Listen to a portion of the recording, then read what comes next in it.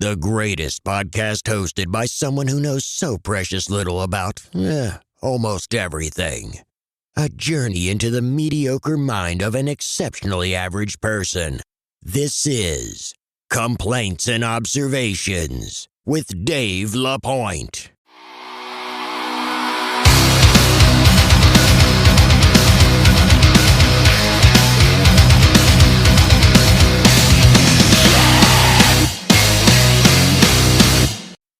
Who the hell is Dave LaPointe? Happy Monday, ladies and gentlemen. Welcome to episode 2 of Complaints and Observations with Dave LaPointe. I am Dave LaPointe. Hope everybody had a great weekend. Hope everybody enjoyed their Mother's Day. Hopefully you enjoyed your Mother's Day, but most likely, if you're listening to this podcast right now, you have a penis. At least that's what Spotify has told me. So perhaps you're listening elsewhere. You're not listening on iTunes yet because they fucking take forever to approve these things.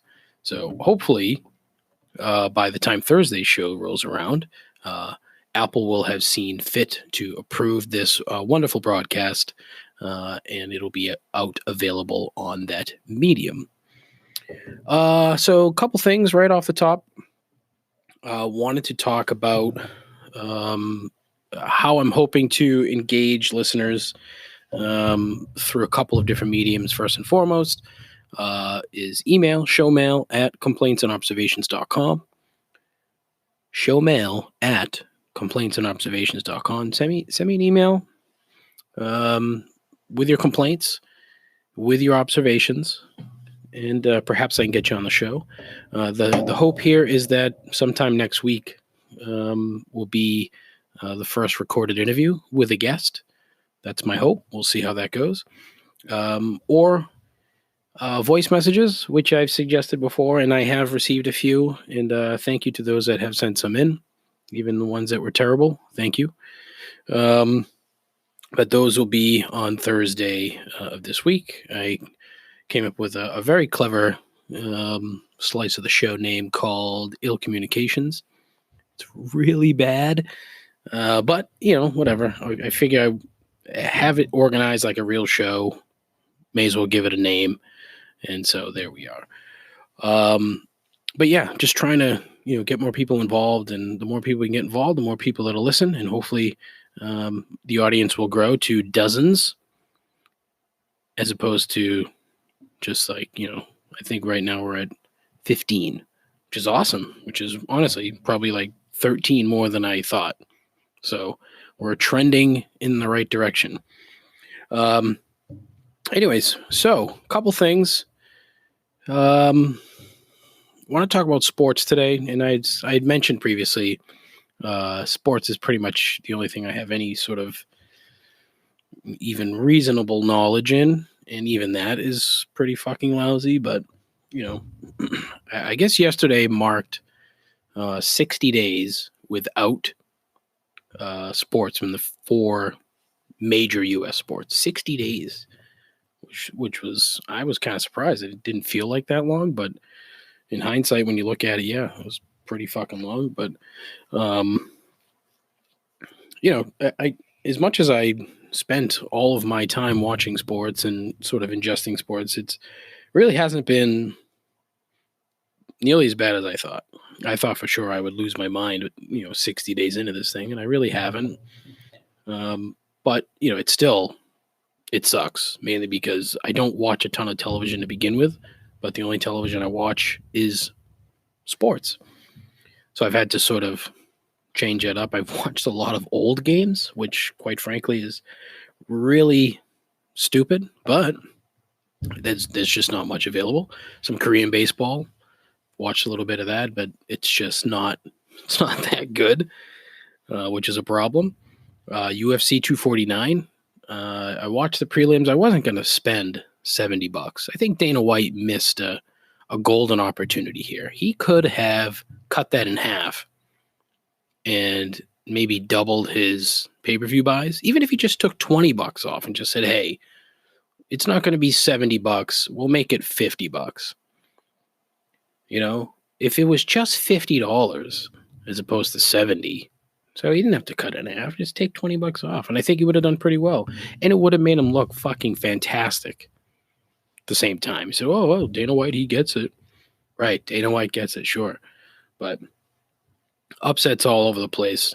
Well, not upsets, but usually UFC underdogs pay out. They did not pay out, and I don't think I won a single bet on Saturday. Yeah, not a single one.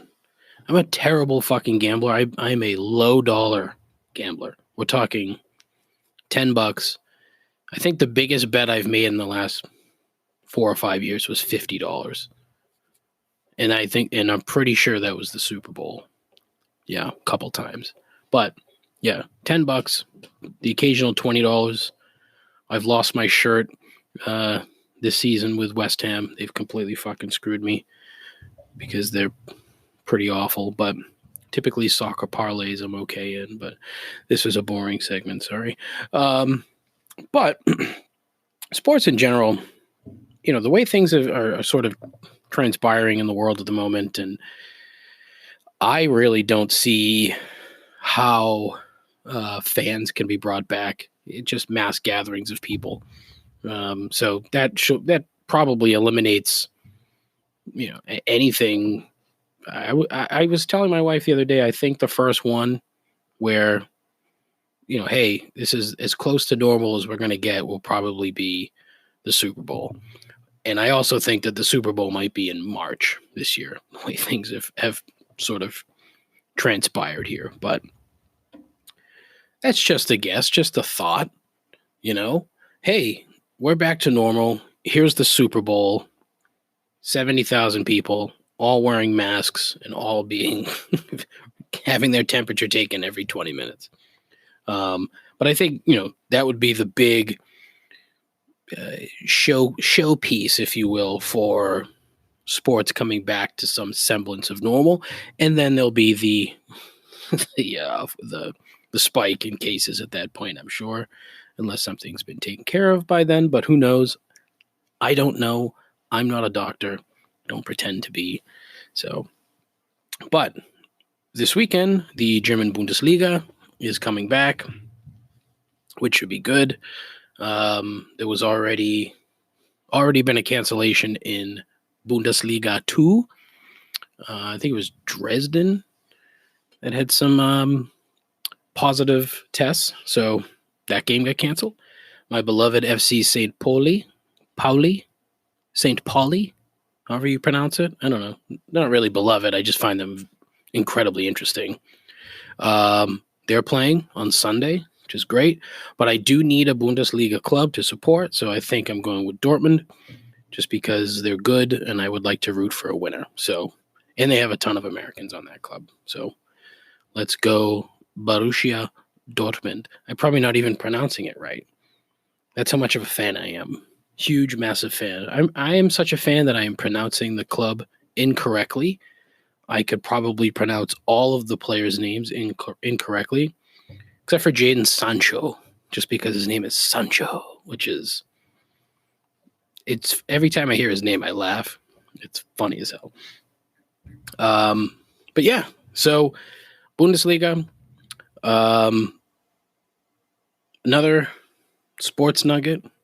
Richard Seymour finally gets into the Patriots Hall of Fame. Very exciting. Also very exciting, I was very happy to see that it was not Bill Parcells. Because, honestly, fuck that guy. He managed another second half of his career when he left the Giants. When Belichick stopped coaching with Bill Parcells, what did Bill Parcells do? He got the Patriots to the Super Bowl with Bill Belichick and then proceeded to... He single-handedly cost them that game against the Packers. He took the Jets job before the fucking Super Bowl. Everybody in the locker room knew it. Everybody in the 6-state New England region knew it.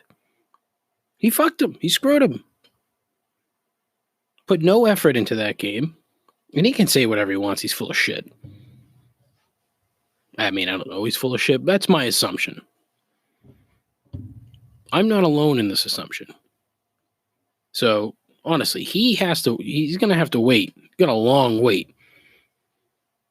Because, a lot of people, Bob Ryan specifically on Twitter was talking a lot about how Bill Parcells is the most important person in Patriots history and how he needs to be in the Patriots Hall of Fame. And it's, just because you guys were pals and, you guys sat there and listened to him and talk shit about Terry Glenn. Poor Terry Glenn. That fucking guy. Good Lord. What the fuck did he do? I mean, did a lot, but that's neither here nor there. But yeah, fuck that guy. Like, Mike Vrabel gets in before him, and then I'm sure there'll be some other guy. Like, fucking Logan Mankins. That guy should get in before Bill Parcells. I don't know. I find team Hall of Fames odd, and the Patriots, for some reason, do a very good job of really hyping it up. But, so yeah, congrats to Richard Seymour. I'm sure he'll hear What was that? I'm sure he'll hear this. Just try saying that 4 times fast. Not 5, 4. Also, let's talk about Jay Cutler for a second. Jay Cutler, I have never been a big Jay Cutler fan. I've always found him a little, annoying's not the word, because he's not annoying. It's a little strange. But this whole thing with his wife and this divorce, this guy,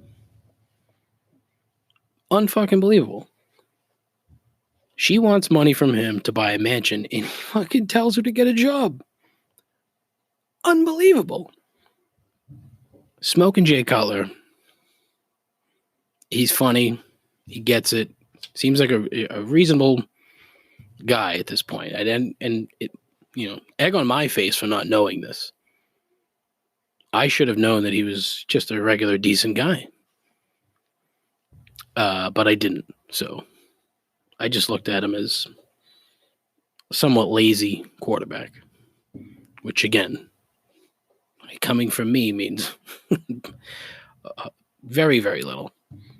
But yeah, that fucking guy, man, it's tremendous. I mean, it's strange to me how some people can be perceived as one thing, and then they do something relatively minor that they may not even do. So in this instance, he really didn't do anything, unless he just banged somebody else. But okay, so maybe he did do something.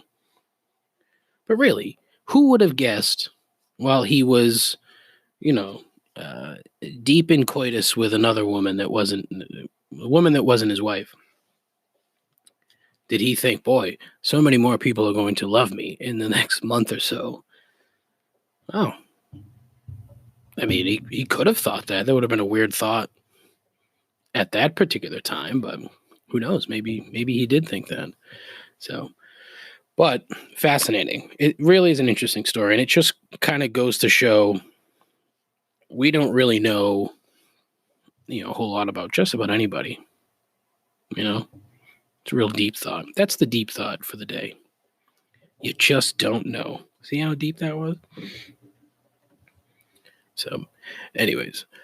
So the next slice of the show is another thing I'm calling, or I've given a name to.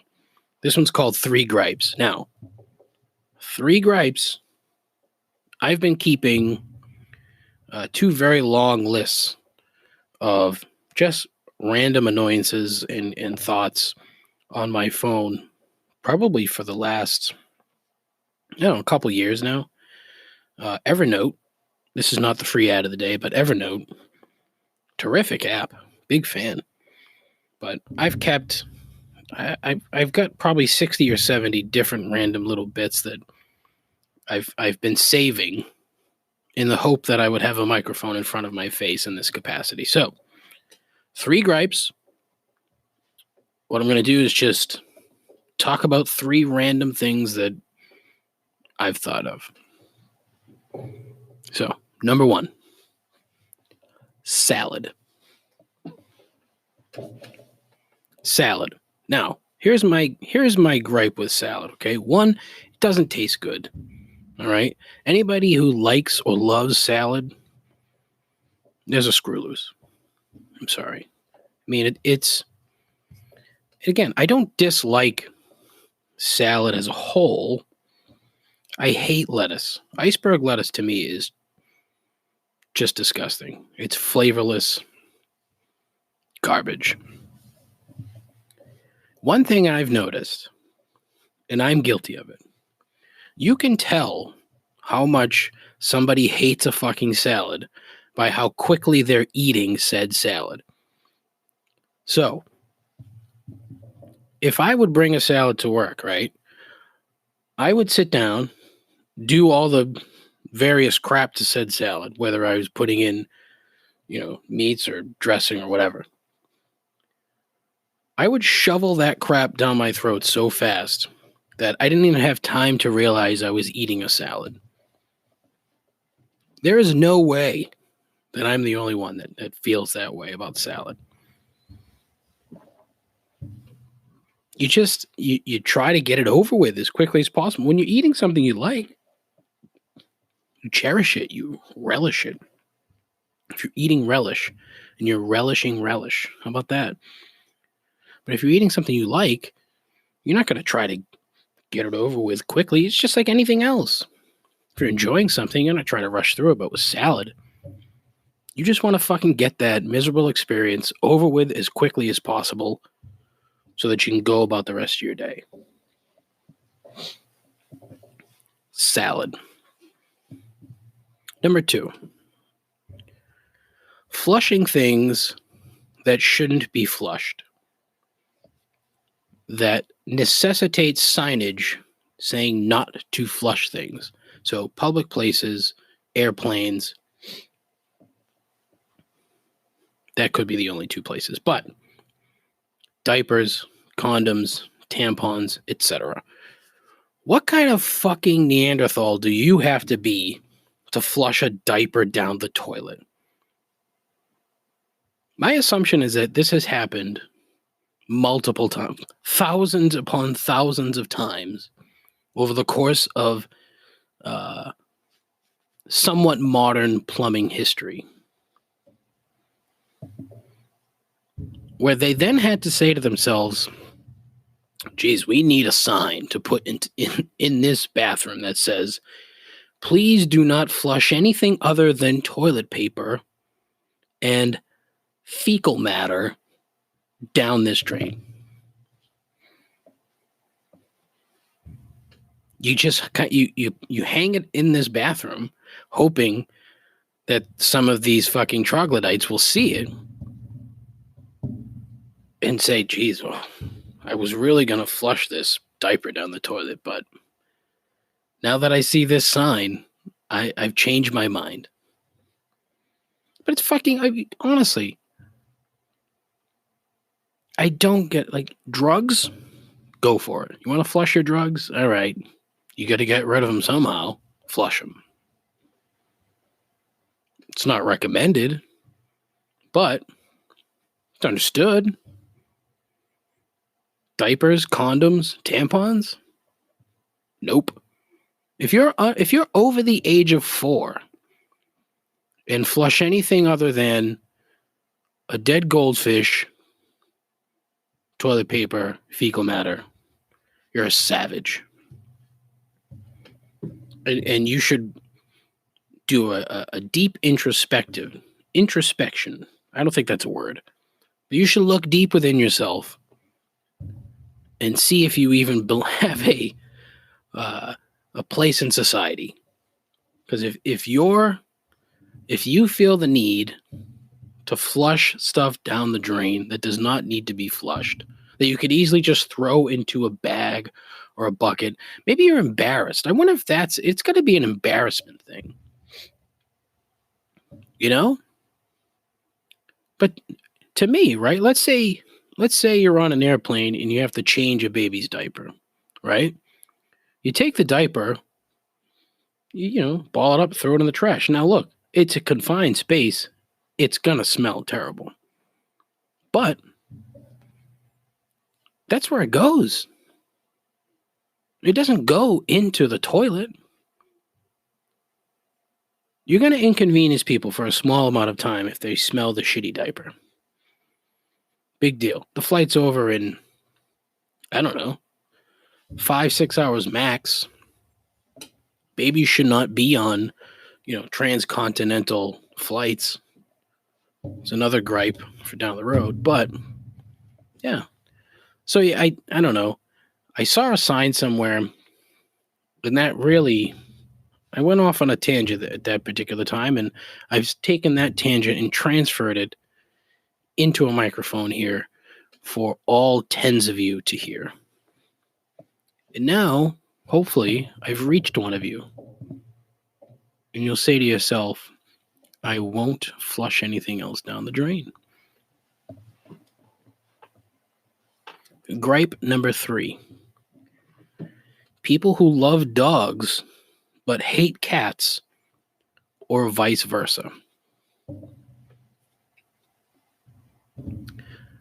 To me, you can have a preference. The preference is fine. So I have had cats, more cats than dogs, love dogs, want to get a dog. However, my issue is we travel enough. The idea of then, boarding the dog or having someone watch the dog, it's just an undue responsibility for someone other than the dog owner. That's a commitment. I mean, you see a lot of couples, that's the move, that's the play. Hey, we're a couple now. We're gonna move in. We're gonna go on a vacation. Well, no, I'm sorry. Vacation first together. Vacation first. They move in together. They get a dog. They get engaged. They get married. They have a child. Then they neglect the dog. That part's probably not accurate, but so I've looked at it. Seems to be it's always the same fucking dog. I mean, in that scenario, it's 90% of the time it's some kind of fucking lab that you've paid too much money for. And if you've done that, I mean, okay. Great. Congratulations. I don't understand that. I went off there. It's a formula. You can't deny it. It is a definite formula. Suburban. All right. Anyways, getting back to my gripe. So I don't understand the need. There are a lot of people that fucking hate cats. And I don't get it. Cats don't fucking do shit. They don't fucking do anything. What is it that they've done that is so awful? Slept for 18 hours a day? Oh, wow, how inconvenient. You got to feed him twice a day? I mean, shit. Our cat, it's an automatic feeder. 6:30 rolls around, boom. There it is. Then I feed her at night. It's unbelievably easy. Dogs, on the other hand, it's a commitment. So you'll have cat people who don't want a dog because it's too much work. So now I don't like dogs. Well, why not? What'd the dog do to you? You should know that if you get a dog, the commitment is there. You need that. You have to be there for the dog. They are more work, for sure. It's a given. But to say that you don't like dogs because there's a commitment involved is just fucking stupid. But way more people hate cats. Completely unfounded. And quite frankly, I don't understand it. If you're one of these people that really hates cats, you're a sociopath. You should see a fucking shrink. You're probably gonna fucking be a serial killer. But, yeah. So, those are my 3 gripes for this week. Next week, 3 brand new gripes taken from the extensive archive of gripes. Too many popping S sounds, though, with that word, gripes. Psst, psst, psst, psst, psst. I hate that. Ugh. It's the way my mouth moves, which is, it doesn't. The way I talk is terrible. Never liked, the voice is fine, but the actual way, and I can never be one of these people that over enunciates every single word all the time. New topic, over enunciation. Don't like it. That's going to do it. That's enough for today. Thursday, I think I might talk about jobs or employment or something like that, as the job hunt here has been very interesting. As a man in his early 40s navigating the current job market, I find it not really frustrating. I don't think that's the right word. I think we're blessed here in the great Commonwealth of Massachusetts to have still some companies that are hiring. The downside is that there's, I don't know, 5 million people unemployed in this particular state or something like that. Who knows? I made up that number. Relax. A lot of people are unemployed. So there are a lot of people applying for the same things. And the downside, I found a couple of super interesting jobs, ocean freight, for example. I find that supply chain, I find that very interesting. May go back to school for that. Probably not, but it's a possibility. It's something in the back of my head. So Thursday, talk about jobs. We'll have some voicemails. Hopefully I'll get some more emails and other voicemails that I can play and we can talk about. But yeah, until then, keep complaining, keep observing, and we'll see you later. Thanks so much.